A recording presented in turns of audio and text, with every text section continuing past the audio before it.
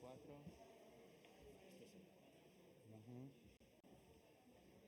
got hashtag ESCP. What's Sam calling? Speaking.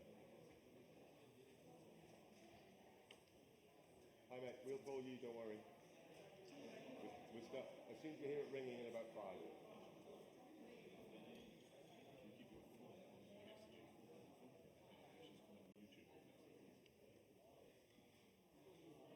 I'm just saying there, we've got the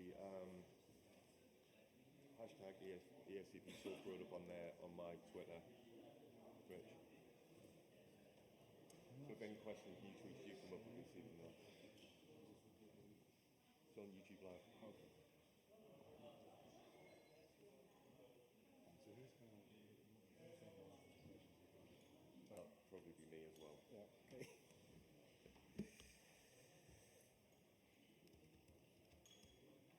So there's the element of winging it. Because we haven't got any definitive timings, it can't work that way. I'm comfortable that I know what I'm doing. Good. As Sam is. So first we're going to go to Sam, so I'll get him ready. Okay. So we will back on, okay? I'll let you finish. Yeah. And just make sure that doesn't... This will fill up the next 20 minutes. They're literally all eating. Okay, yeah. In fact, I'll tell Gary to make sure someone can shove the people in. The good thing is the speakers don't see the audience. Yes. Well, it's actually, it's not an actual physical audience. It's relevant. It's an online audience. Exactly right.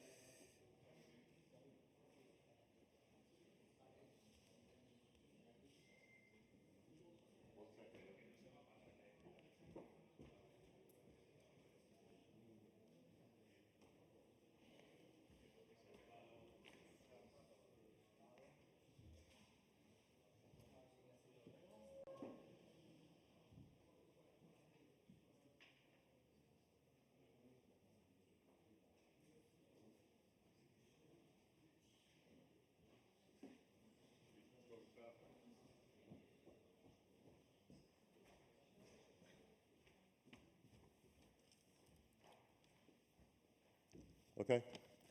Afternoon, ladies and gentlemen.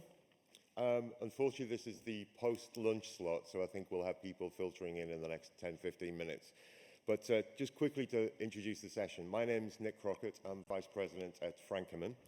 Frankenman are the third largest supplier of surgical staplers in the world, and that is the last time I'm going to mention surgical staplers in this session.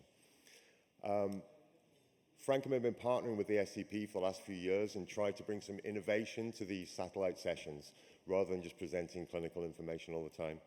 We brought in the past guest speakers who've been from the world of Paralympic sport. We've had the voice of the customer having debates with clinicians and surgeons. We've done our best to try and connect surgery around the world between China and Europe. So this year is no exception. We're literally going for the global connection. During the next hour, we'll be connecting 3 different continents. We have speakers and calls from Florida, well, obviously us based in Europe, a second call from Europe, and then we're connecting with the professor in China also. What's actually interesting, the professor from China is currently at a congress in Japan, so we've added another time zone to that as well. So essentially with the session we're calling is Connecting Surgery Globally, and all of the discussions around how to use technology and social media in connecting surgeons, clinicians and physicians around the world. So this is kind of like a modern Silk Road, bringing Silk Road to the fold using technology. So it's taken quite a lot of planning to pull the session together. We're going to be doing a little bit of dancing on the stage, moving between the connections that we have, so bear with us on that. But I'm absolutely delighted that our chairman for the day is none other than Mr. Richard Brady. Richard is kind of, everybody knows, I think, one of the social media gurus and technology gurus within ESCP in the colorectal surgery world. He's social media lead for the British Journal of Surgery, communications lead for ESCP, digital lead for NIHRCRN, the originator of the hashtag colorectal surgery, which I think everybody's using on Twitter regularly. So I'd like to thank Richard for agreeing to share the session and for the hard work he's put in. So I'll hand you over to Richard. Thanks very much, Nick. Hope you can hear me. It's an absolute delight to host this session. It's a pretty complex technical feat to try and get surgeons from across the planet to talk to each other on live social media. And it's a really welcome event for ESCP to partner with Frankenman to deliver this sort of world first. We are connecting today 3 continents. We have 4 different countries, 4 different time zones, 5 separate specialists in colorectal surgery and social media who will be joining us to add to our content today. And the aim of today's session is really to demonstrate to you that there is a utility in connecting the voice of surgery on a global basis, that together we can reduce the time to innovation adoption, and that we can realize those innovations much earlier and gain education and perform research. And we'll be talking about those various themes as we go through the next hour. So I am thrilled to be here. It isn't a technological experiment, so we may or may not have the correct connections at any particular time, but we'll cope with that. I'd like to, on behalf of ESCP, thank Frankenman for supporting this innovation, and particularly Nick Crockatt and his team, who have put an extensive amount of work into delivering this today. And especially, we are very pleased to connect with our friends in China. This is obviously very contemporary, as just yesterday the ESCP signed a high-level memorandum of understanding with China and its coloproctology societies to work together in order to further our joint aspirations and goals. And this is very much a demonstration of increasing communication globally, but particularly with our friends in China. And the relationship should hopefully be a great prospect going forward. So moving to social media, well, social media thrives on the fact that it's immediate and that it allows communication at multiple levels, and it allows networks and collaborations to be formed when not physically present. It provides greater openness and reach than traditional media. It's much, much less expensive than traditional media means, and it's immediate, it's intimate, and it's responsive. So those that are involved in the conversation feel engaged. Social media is essentially the next evolution of our species. We started off drawing diagrams on cave walls, then chipped nodules into stones, then wrote on papyrus, and now we've evolved quite rapidly into an immediate network of communication which goes across boundaries, across languages, across cultures. And that has never before in our evolution been a factor. So it's a real point of humanity that we have reached. I think that you have to recognize that social media is an amazing environment and ecosystem. There are 7.4 billion people on the planet. 5 billion of them have a mobile phone. 4 billion of them are on the internet, and 3.5 billion are members of social media channels. So we can connect on a global basis with a network of potentially 3.5 billion people. It has to be said that the populations and turnovers of these companies is really quite impressive. They have reserves, which are larger than some countries, and they have populations, which indeed are larger than some countries as well. And we're generating huge amounts of data. We've created more than half of all known data in the last 2 years of existence. And every minute there are 4 million likes on Facebook, there are 350,000 new tweets on Twitter, there are 300 hours of additional content on YouTube. And we have to say that there are also nearly 500,000 engagements per minute on the most popular dating apps. So maybe this is the future of our species as we speak. It's also reducing the time to innovation. It used to take 40 years to reach 50 million users, and it did so for radio. But it took Angry Birds, the app, just 36 days. And so innovation adoption is getting quick and fast and efficient. We're using social media and surgery for campaigns like I Look Like a Surgeon campaign, and the ESCP will be launching in November of this year the Women in Surgery #campaign, in which we hope to promote gender equality across our specialty. There's also been campaigns such as Get Your Belly Out, or for inflammatory bowel disease, or the Strong Arm Selfie, which is for relatives of patients who have colorectal cancer.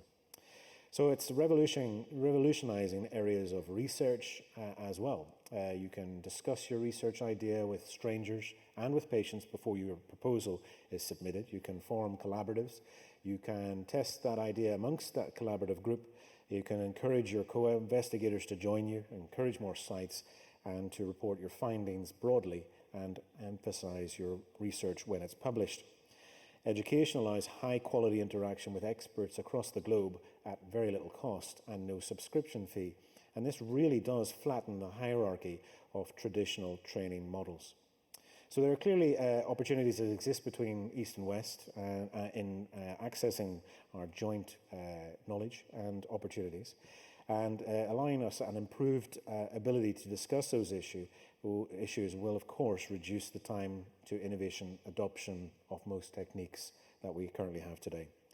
So getting on to today's sessions, we have a number of objectives. We want to show you what opportunities exist in social media by using global leaders in the field.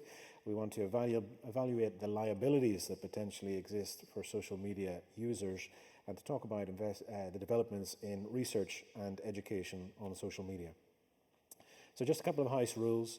If you want to engage in the conversation that will surround today's online event, please use the hashtag ESCP Silk Road, which is our specific hashtag for this conference event.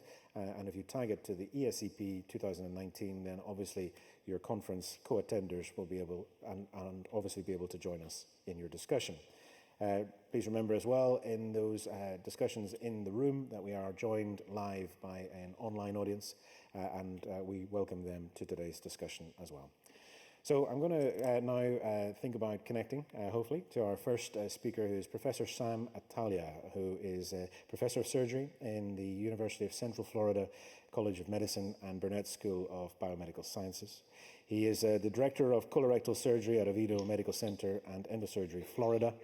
He is an innovator, a trailblazer. He's an all-round great guy, and we love to be collaborating with Sam whenever we can.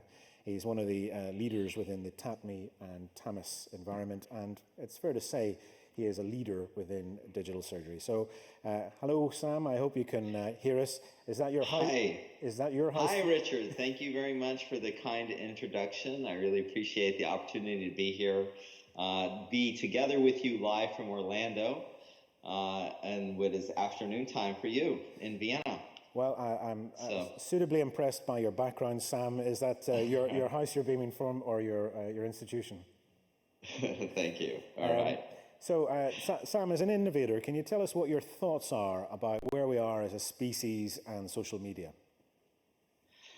I think we're still in a period in which we're evolving. And I think the take home on that, Richard, to me, is we're in a phase of rapid growth. So, you know, for any kind of technology, there's early adopters and there's laggards, and we're trying to get more people on board in America and Europe and elsewhere who are using platforms to engage and discuss things like colorectal surgery and other pertinent aspects of their field with a greater community. And I think what we want to see is more growth, more uptake, more users, more followers and people being followed. You know, the idea of engaging each other and doing so in a broader scale. Okay, so tell me, I mean, obviously we're using today's session to beam to various parts of the planet, and it's of interest to us to know what's happening on your part of the planet as a very major economic power. Right. What's the levels of engagement with, like in American surgery, with the various platforms in social media? I think it's increased dramatically over the past 5 to 7 years. I think it's fair to say that. And we want to see more uptake, though. So young residents, young fellows who are graduating, we want to make sure that they're engaged with their community, because it's an excellent way to connect with their societies, with other leaders and innovators, or other folks of interest to graduating fellows and residents, such as folks who are doing research in fields that they're interested in. So we want to see an increased uptake in that. I think it's slowly and steadily grown, and we've evolved from, I would say, maybe 7 years ago, our societies and our hospitals were not even sure if folks should have private Twitter accounts, for example, because they were not sure about the legal ramifications of that. So, and on a regular basis, are American surgeons using social media in any regular way to provide a tool or a use? Right, and so we separate, sort of the private use. People, worldwide, folks use social media for different reasons, right? And there's the personal use, and I think there's some platforms that are well suited for that. But I think Twitter has been the platform that is most engaging in a professional level. And yes, I think people use this to disseminate knowledge, to disseminate research of interest to them, and also research that they're doing. If you do something, if you've done a great research project, that's great, you want to get it published, but afterwards, you should tell others kind of what you're doing, and then you can dialogue and also develop a close relationship with other folks who have similar interests in that kind of science. Okay. And I mean, obviously, it's a huge country, Sam. What about different areas of that country? Is there different usage in different areas of the U.S.? Is there gender differences? Is there It's very hard to say. It's very hard to say. I think what is fair to say is that there's different usage among different folks in different specialties. For example, myself, Steve Wexner, we're avid users of Twitter, as you know, and so this is a platform where we're highly engaged in. And however, we have many top leading colorectal surgeons who are maybe less engaged in this platform and things. So I think it varies by person and personality. And I think, though, if you learn to use the tools such as Twitter in an engaging way, I think it's very valuable. And I think it's a matter of learning how to use it for a lot of folks. Okay, so obviously you're a bit of an advocate for it. You're a trailblazer in certain other technologies. But what's your own journey been like? What has social media done for you and your message? How has it changed your life? Well, I think it's built a tighter circle of network of folks that I know. I've met so many people just from Twitter. But to give you more tangible examples of, forget about myself, like how it's affected our specialty and surgery in general, for example. So women in surgery, as you know, last year or the year before that, the quote, hashtag I look like the surgeon campaign started, which was massive. And that was started by Heather Logg in the United States and has gained so much momentum as showing us and the world, the role that women can play in surgery as equivalent to the role that men play in surgery. For what it has done for me personally, I want to give you two examples. One is my book, Digital Surgery. You said that you're aware that I'm writing a book on digital surgery, and one of the things I was able to very usefully do with Twitter was crowdsource. And crowdsource is the idea of engaging potential authors, saying, hey, we're doing this project called Digital Surgery. Do you want to be a part of it? And through that, I've had excellent scientists and physicians from Harvard, Google, Apple, Stanford University, all of them have said, yes, we want to be engaged in this. And these are people who I otherwise have no knowledge about and could never have connected with. So to me, that was fantastic. Recently in July, TAMIS celebrated 10 years. And you can see even in reverse, my shirt, TAMIS turns 10, was a hashtag that ran in July, in the birth month of TAMIS, and that resulted through campaign industry like Applied Medical, a $10,000 donation to charitable organizations. So I think that there's so much power and connection that we can share, Richard, with fellow physicians, industry, with patients, and make new connections, new bridges with other folks and expand our field and sphere of people we connect with. Brilliant. So rather than show us another campaign on a different part of your body, Sam, and I'd advise you that this is a family audience. Can you tell me, obviously, the US is known globally as a place where there's quite a lot of litigation. There is quite a high level of legal engagement, both in the profession itself, but also in general society.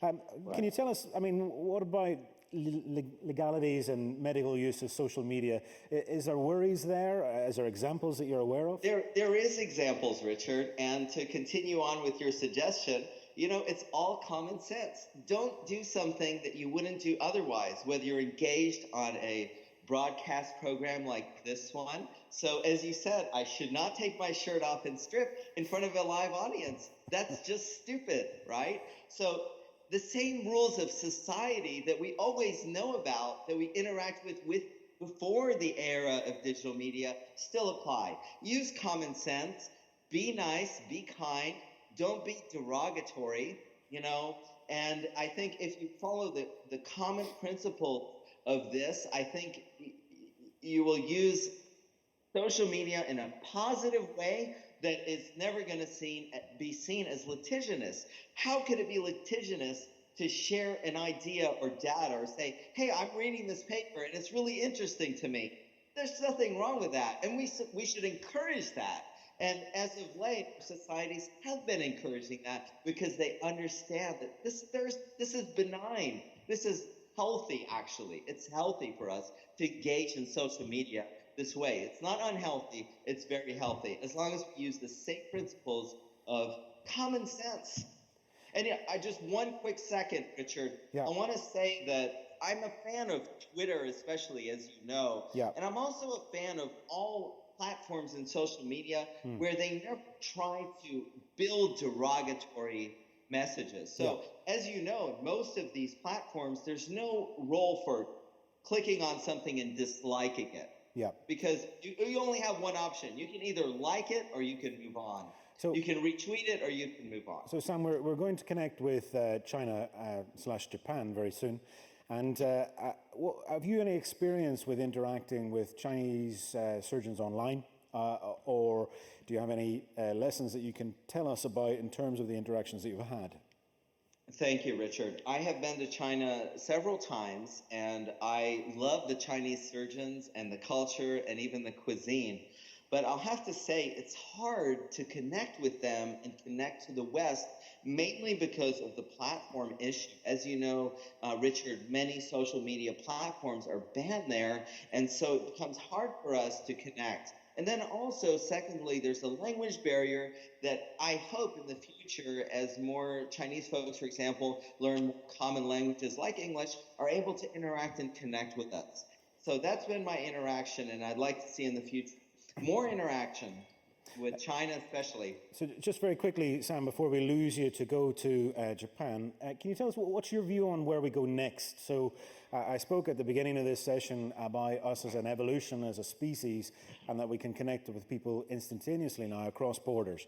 Can you tell me, what do you see for the future of social media? I think it's going to become even more connected let me put it this way. I think that social media in a professional setting will be more used by more of a general practicing group of surgeons, of other specialists to engage, as you and I are doing now. So I think we're going to see a lot more of this. And thanks to you, Richard and Frankenman, for putting this on. We're able to hopefully have folks in the audience and folks viewing online and YouTube Live and everything else that can say, hey, this is kind of cool, Some folks can get together and talk, and maybe I want to be a part of that too. And maybe I have a message to share. That's what I'd like to see, Richard. Sam, as always, talking to you fills me with energy and glee for life. So thank you very much for your time. We're going to now connect across to Japan. I'd be very grateful if you could remain available so that we can get back to you if there's any questions to you, Sam. But on behalf of the audience, again, thank you very much for joining us today. Thank you so much. Okay, so next on the agenda is a transfer across to Japan, where our Chinese surgeon is actually at a conference. We are going to speak to Professor Jiang, who is the chief surgeon at the Department of Gastrointestinal Surgery at Shanghai East Hospital in Tongji University, China. He has performed postdoctoral research in the European Pancreas Center in Heidelberg, Germany. He's a fellow training in the Department of Gastroenterological Surgery in Japan Foundation of Cancer Research, and his clinical research focuses on surgery, training, and laparoscopic gastrectomy. So he's also an editorial board member of Translational Surgery. So Prof. Jiang, I hope you can hear us. He's not connected yet. He's not connected yet. So what we will do is move to our next guest, who is Julio Mayol. So Julio, would you mind coming to the stage then, if that's all right? So Julio is absolutely a superstar within social media circles. He is a gentleman who has been on social media probably longer than most. He has been a trailblazer in that field. He's a professor of surgery at the Complutense University of Madrid and medical director at the Clinical Hospital in San Carlos. He's a director of the Innovation Unit of Health Research Institute of San Carlos, a patron of the Foundation of Biomedical Research in San Carlos, and he's a co-director of the Madrid MIT Consortium.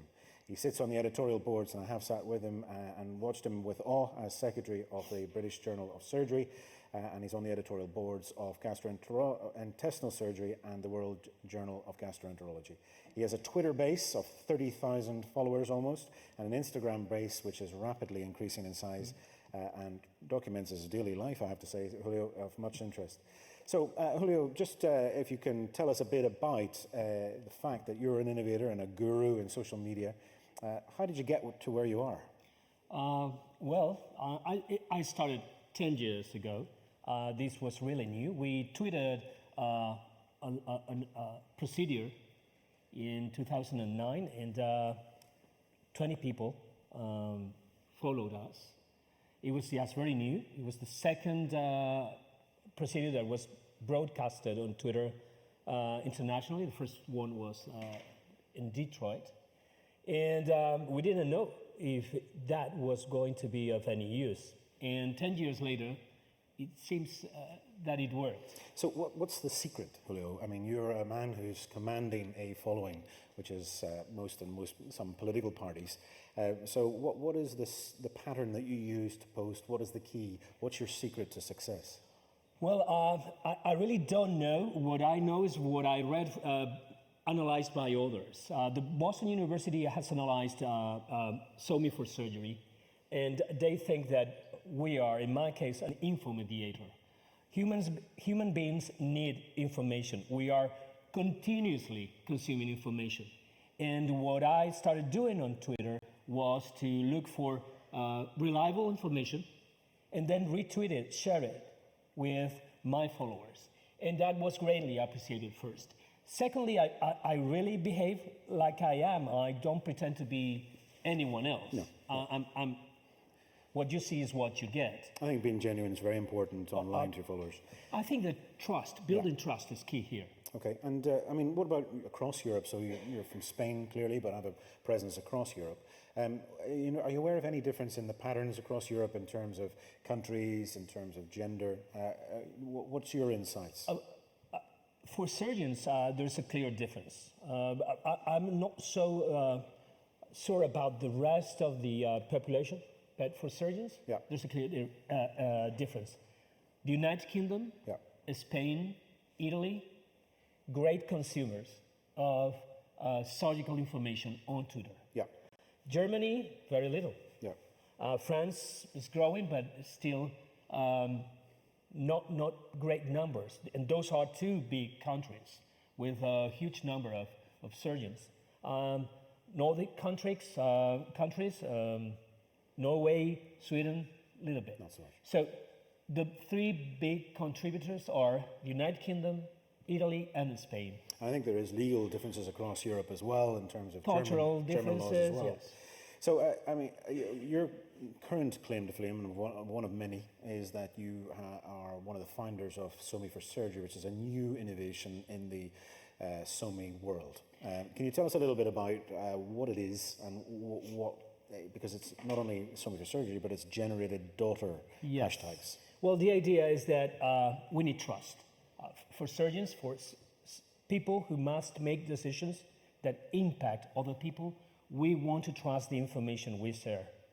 First, we need to have meaning, and we share the meaning here. We want to do the best for our patients, and we want to have the best information available to make those decisions. So we share the meaning. Then we need to connect with those we trust, with those who share the same meaning. And that's the core of SOMI for Surgery. On top of that, then ideas become infection, and they spread in the network. So you're probably the only surgeon who is actually promoting an infection as such. Absolutely. Yeah. This is a good surgical site infection. Good. Okay. Can you tell me about engagement with China and America in SOMI for surgery? Have you noticed? I mean, clearly the theme of today's whole session is about connecting East and West. But starting with China, do you get engagement in SOMI for surgery? We very little engagement for SOMI for surgery. Personally, I'm very interested, and I have connected with a number of colorectal surgeons. In fact, I think I will go to China in November just to get more people engaged. One of the problems, one of the barriers, the different networks. Yeah. It's difficult for Chinese surgeons to use Twitter or Facebook, and it's difficult for us, although I must admit that I am a user of Chinese networks. It's difficult for us to enter and share meaningful conversations on social media with Chinese channels. Yeah. However, it is possible. But of course, we share the same concerns.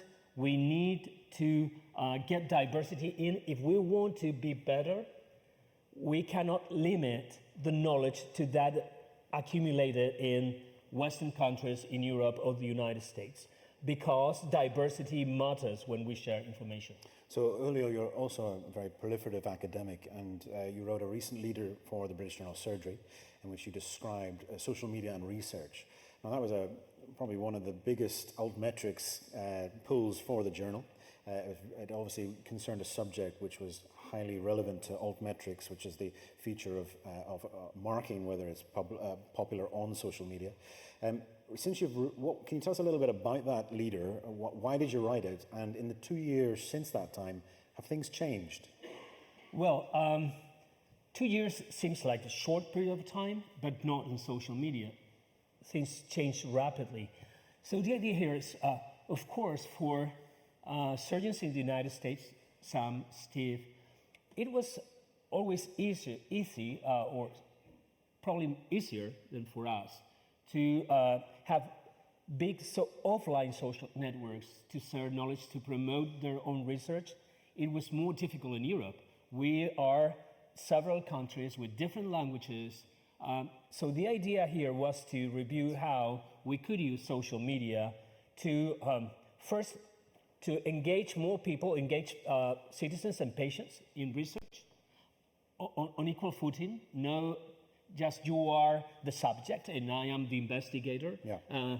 Then prompts are important, and social media could be used for that. Sure. So what I wanted to achieve with that leader was to bring up the idea that there are different ways and probably more effective, efficient, and higher quality with better access to patients, to our knowledge. Because for a number of years, for centuries, patients and doctors and investigators were completely separated. They didn't have a clue what we were looking after. Okay. So I think that's important. And you have extensive experience in this field. What's the risks? Are there any ethical risks with research? And just briefly, before we go to Japan, just to give us some insight into that. Data privacy, and especially for health, is key. Yeah. And sometimes we tend to make comments that may sound okay, or they sounded okay in the past, but not on social media. Now, you cannot say that because this is not the culture. And something that for us is like common knowledge, or showing a picture of someone bleeding is fine for us, but now it's public if you share it on Twitter. And we must pay attention to that, because that can result in damage, not only for patients, primarily, but also for the profession. Yeah. So we need to be aware of the problems of data privacy and data and privacy. Yeah. Also separate. Not only because you share data, because you are invading or causing pain to people just by observing that you neglect their feelings. Yeah. That's a major risk also. Okay. And I think that we must be careful with what we say and how we say it on social media. Brilliant. Julio, thank you very much for your time. Thank you. And I'm sure the audience will give us a round of applause. Thank you very much.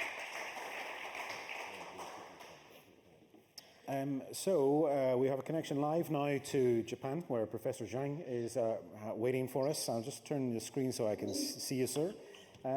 Thanks very much for joining us. Can you hear us? Yes, I can hear you. Brilliant. I think we're really keen to get some insight into the social media ecosystem as it currently exists in China. Can you reflect on that for us? Sorry? Can you tell us about the social media ecosystem in China at present? Yes, thank you for President. And in China now, China has huge population, around 1,400 million people in China now. And actually social media users now than 911 million. So currently 65% of all the nation. And especially for the young people, I think almost all use social media for connecting or for communication and for all like some kind of commercial for business, all kind of, I think life, they use this kind of social media. And different from like European or US, our social media app is much different. We cannot use like Facebook. We do not use like Twitter. And in China, the most three common social media apps are like now I'm using the WeChat, the most popular. And the second one is like microblog. I think like some kind of Facebook in US or in the Western countries. And the third one, and now in the recent 2 years, the more popular is we call Douyin. And if in English, it's called like TikTok. Okay. Yes. So, yeah. So I think so clearly it's a vibrant field with lots of people engaged.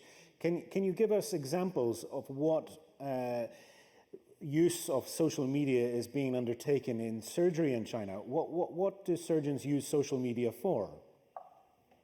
Yes, I think for surgeon using social media, first like the common people, they use we use social media for communicate with our colleagues, like other surgeons, and also we for work. We also can use social media to connect or to help our patients, or to let the patient know where he can find us in the hospital, or even in the like social media, we can help the patients by answering the questions for the patient. And also we can have some other like tools for social media, like we can especially for surgeons, we can see the video surgical videos, like laparoscopic surgery videos in social media, like even in WeChat we can find out. And also we have some kind of like education lessons in social media, like in some special apps. Okay, and I think I mean, China is a huge country. Is there any obvious patterns of difference in terms of where social media is used, or is it generically used the same platform? Yes, you mean the platform different from Western countries? Across your country of China, is there different areas that use different platforms? No, actually, I think for our surgeons, I think very similar to like the normal people. We use like WeChat, the most common use, and sometimes we can use some kind of like different apps, like for our just medical doctors. We have like some other apps we call Ding Xiangyuan, just the medical apps. And also we have like some kind of Haodai is just for doctors. Yeah. And the patient can see the doctors in Haodef, and they can also pay in the medical service in internet. So, Prof. Jiang, can you tell me, we're really interested in the West about how do we behave appropriately on social media that's fit for Chinese culture? What are the rules? What are the kind of insights that you can give to us so that we can be appropriate on social media for a Chinese audience? Yes, as I just said that in China, our social media apps are different.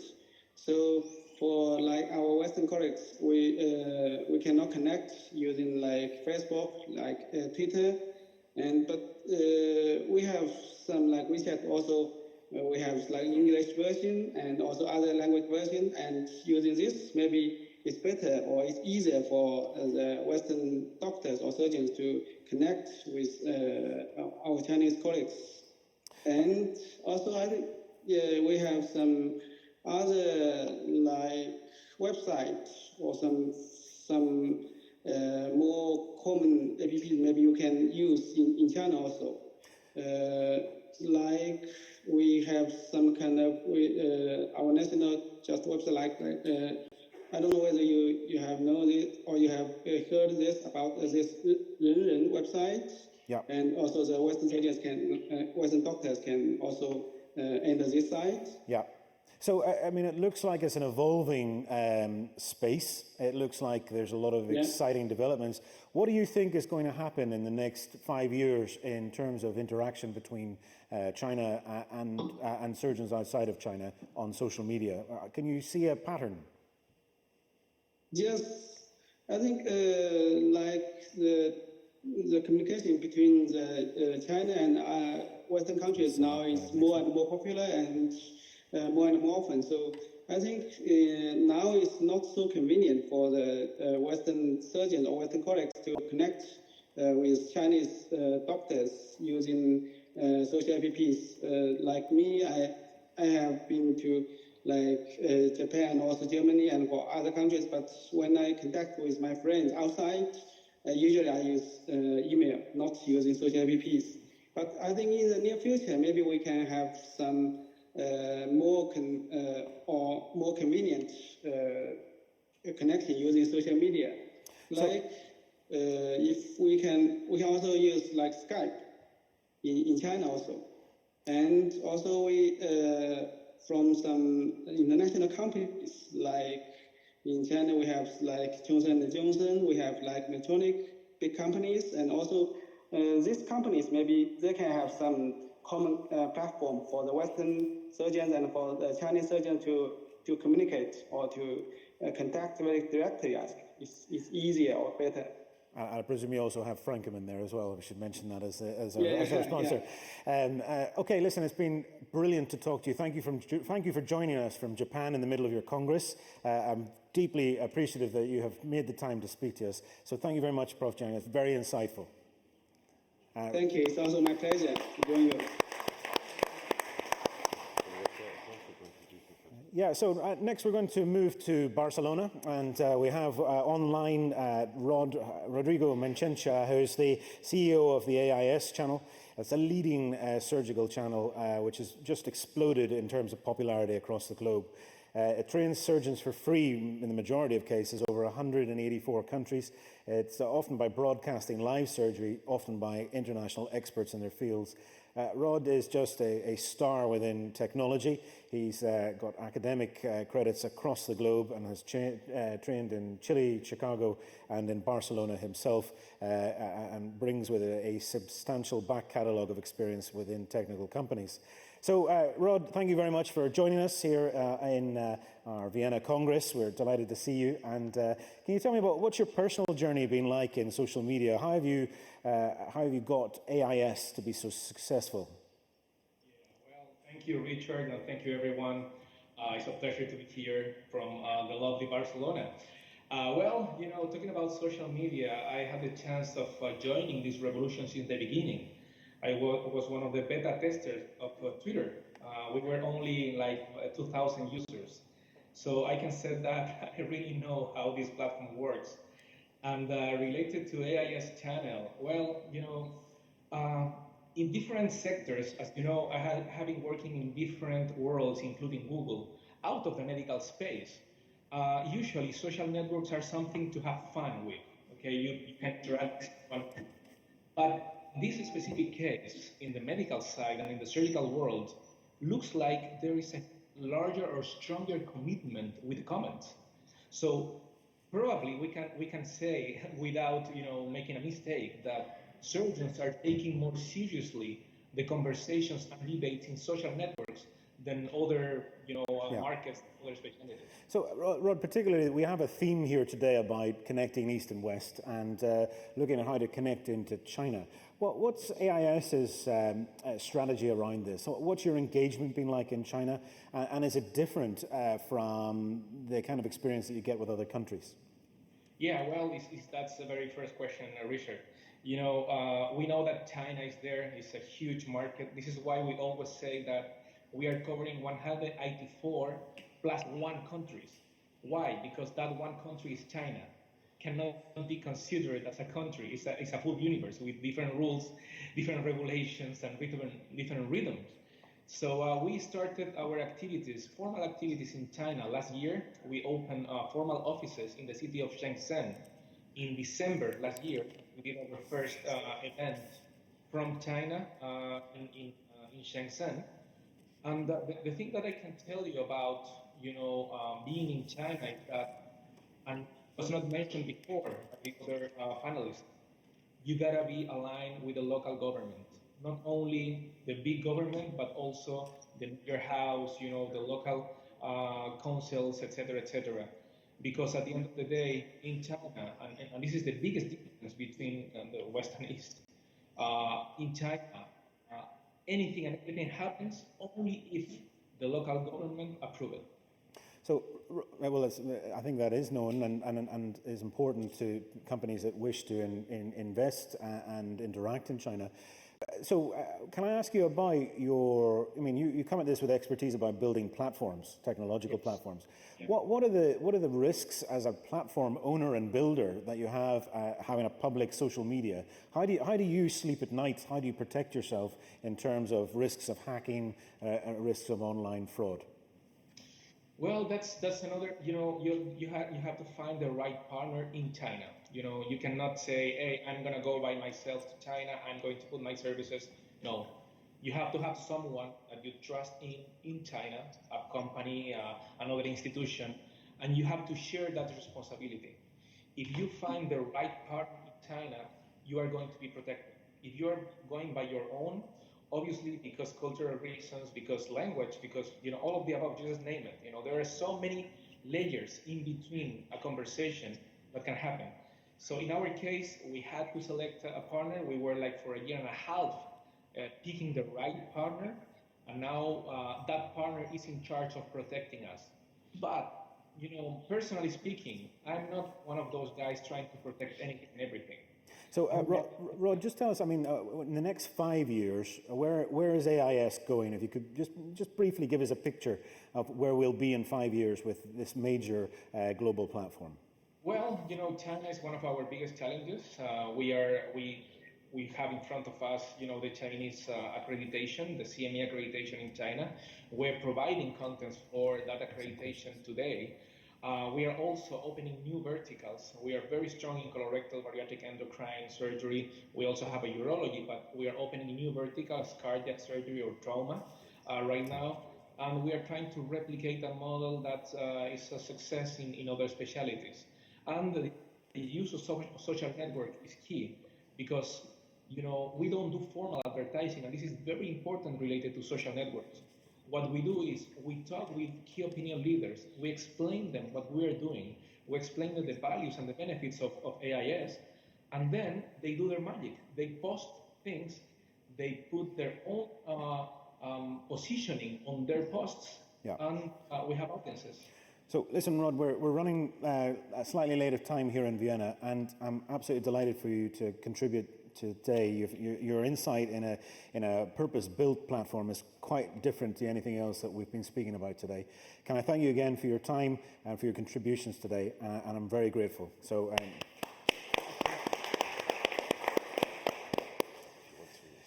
Okay, well, I think we're very much approaching time here in Vienna, and I think we will draw the session to a close. I'd like to thank everyone here who stayed and who's been engaged in the talks, but also I'd like to thank our online population. We have questions online which we will engage with after this on an ongoing basis.